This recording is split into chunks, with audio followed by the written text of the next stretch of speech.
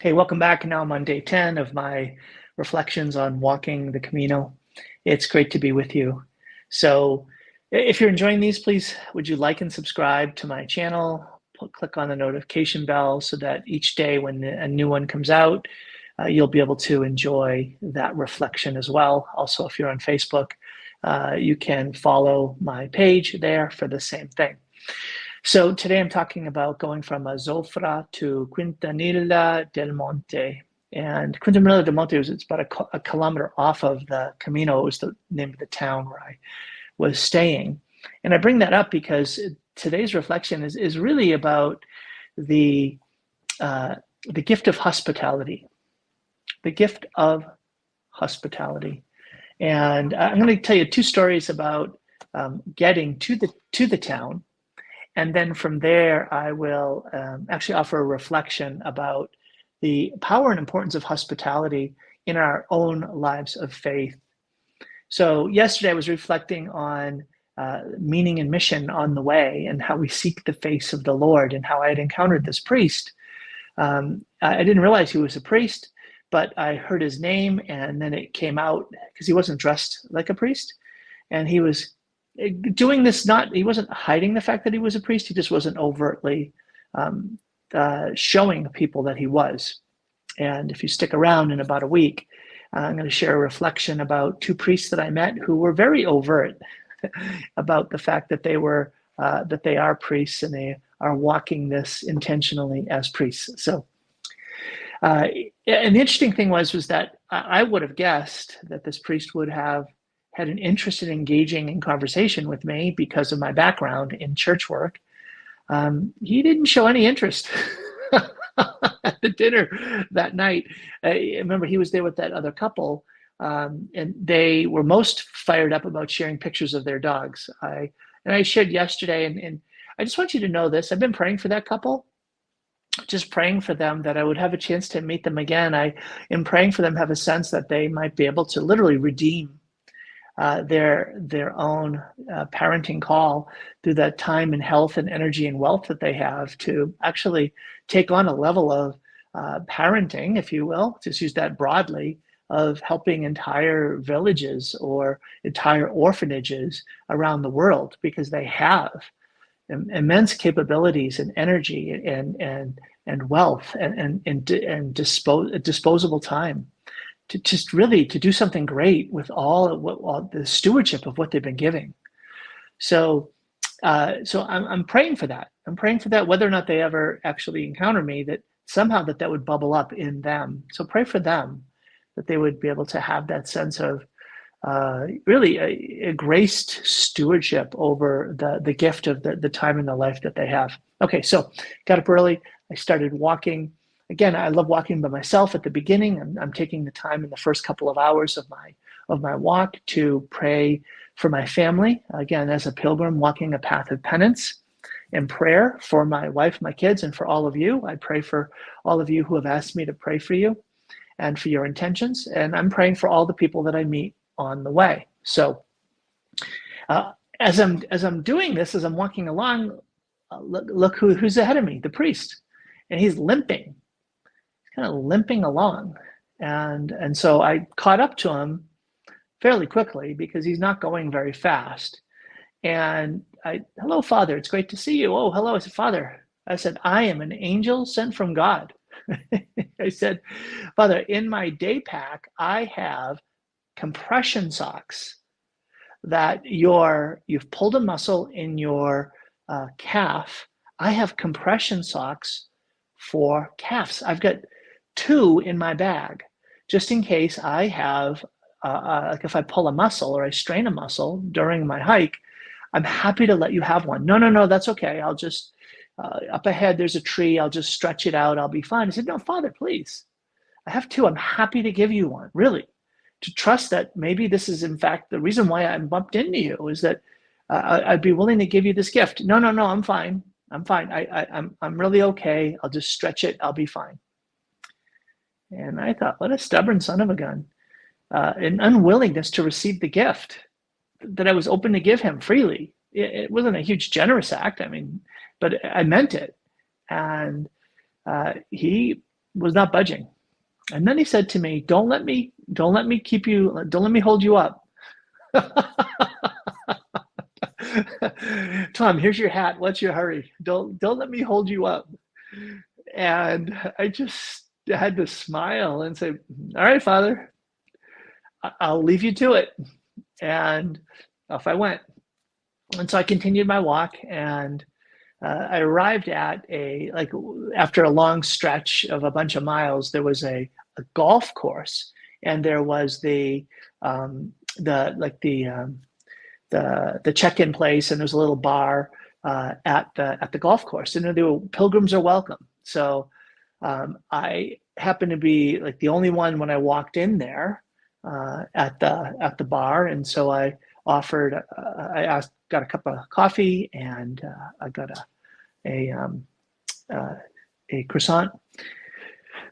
Eating my breakfast, and then an elderly couple came in. I'm old, but this couple was probably 10 years older than I was, and I had this natural sense of like a boundary, a bit of a wall. Like I really wasn't that interested in talking with them. I wanted to just give me one more coffee, and then let me pay my bill, and I'm moving on. And so I had this, it's just interesting. There's just this natural sense of a bit of a boundary there where I'm really not interested in engaging with you. Well, sure enough, they sat down just like the next table over, and so it's kind of a big open space, and it's just the myself and the two of them, and sure enough, I hear them speaking English, so we start chatting, and lo and behold, they live in Florida. I live in Spokane Valley, on the east side of Washington, but guess what? 5 years ago, I used to live in Seattle for 20 years, and about 5 or 10 years ago, they moved from Seattle.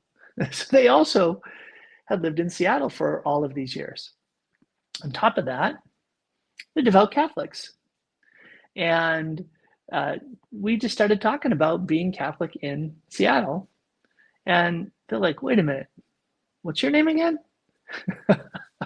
Sure enough, they were like regular listeners to Sacred Heart Radio, the channel that the network that my program is on, and they knew me, and they knew Sound Insight. They said, oh, we would listen to you on the radio. I don't believe this. This is so amazing. And here they had made rosaries that they were giving out to people on the Camino. And I'm like, oh, I already have a rosary that I'm using, but thank you so much. And it was so interesting because I was willing to overcome that hesitancy and received a beautiful gift. And the gift was this connecting point with this couple whose lives had intersected with mine, and whose lives I had had a positive influence on years before.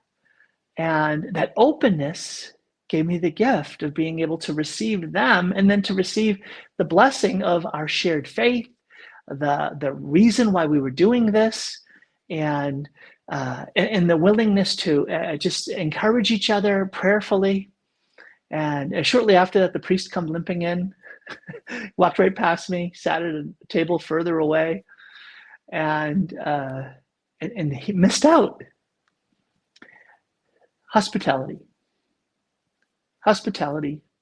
St. Benedict emphasizes the gift of hospitality. When someone comes to the monastery door, knocks on the door, and you open the door, you welcome them like you'd welcome Christ.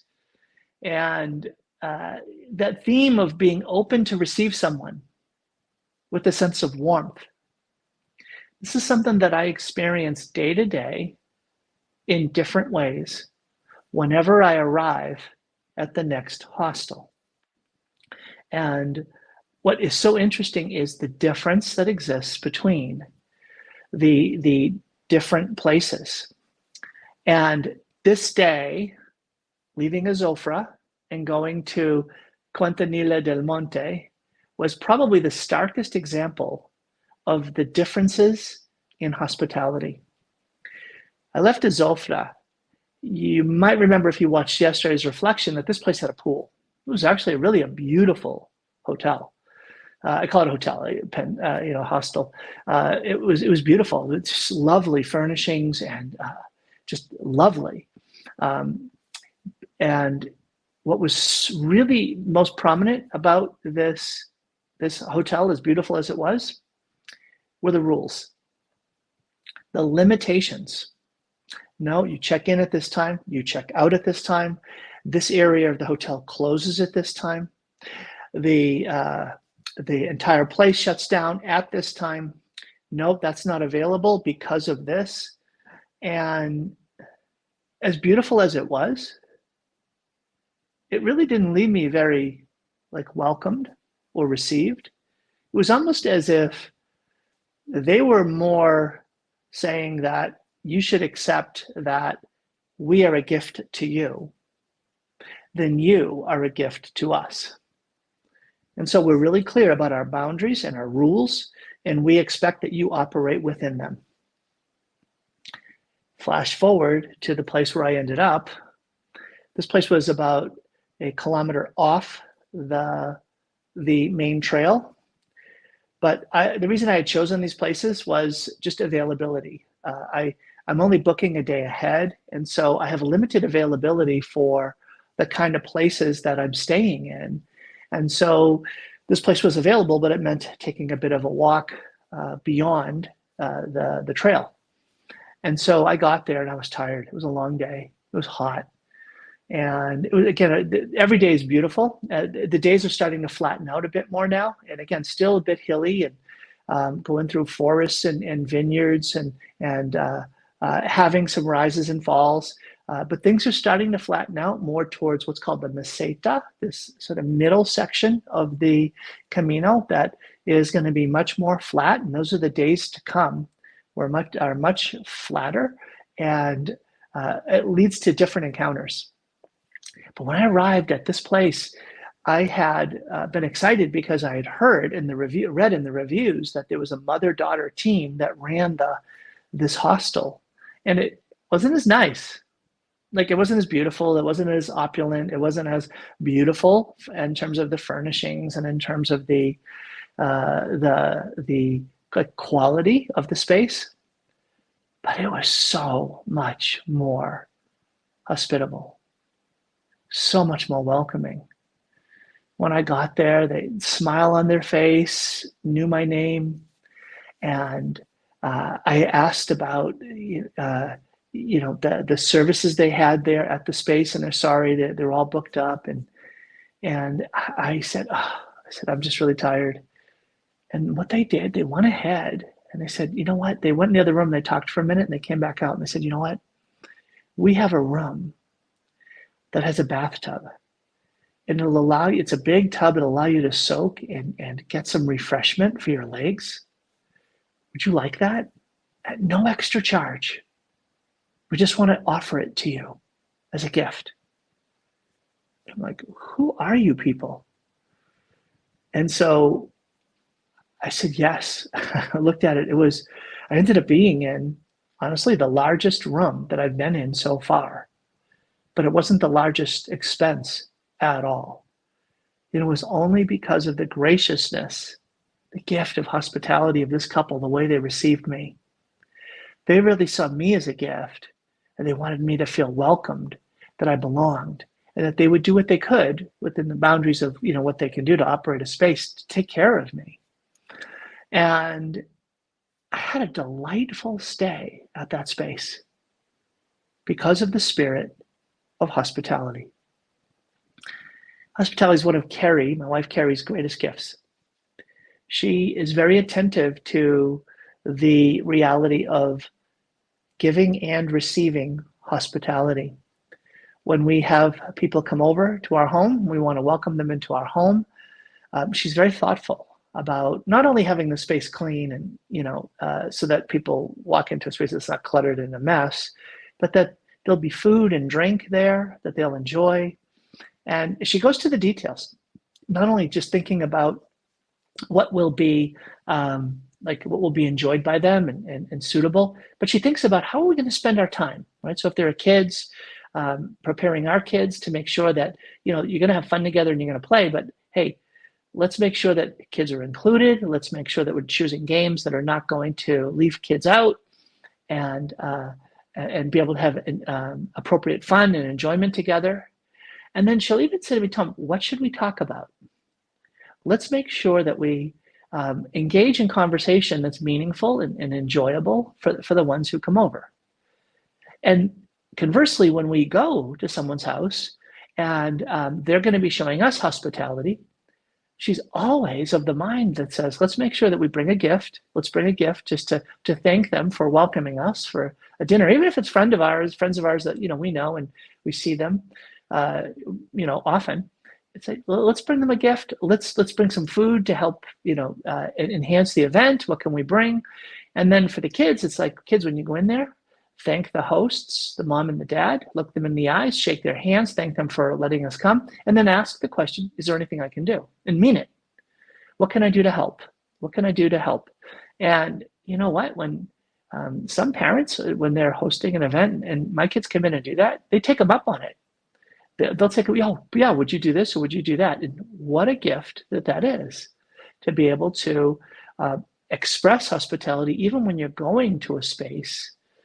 To be able to show that sense of, I want to be able to offer a gift, even though you're being a gift to us, and we thank you for that. We love that idea of reciprocity, the mutuality of giving and receiving. And so the power and importance of hospitality, of being open to welcome.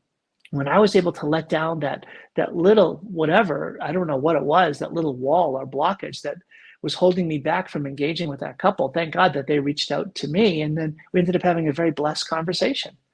The priest, for whatever mysterious reason, had put up this boundary and was unwilling to receive the gift that I was offering to him, and he had no interest in engaging in what could have been a real gift to him, which would have been hopefully an engaging, enjoyable conversation about life in faith, life in the church today, and someone who gets it. Someone who understands to some degree, more than most, what it means to be a priest in ministry. And so I felt sad that there are those who are going to have a stronger set of rules and boundaries about relationships that will hold you back from giving or receiving hospitality, giving or receiving being a gift.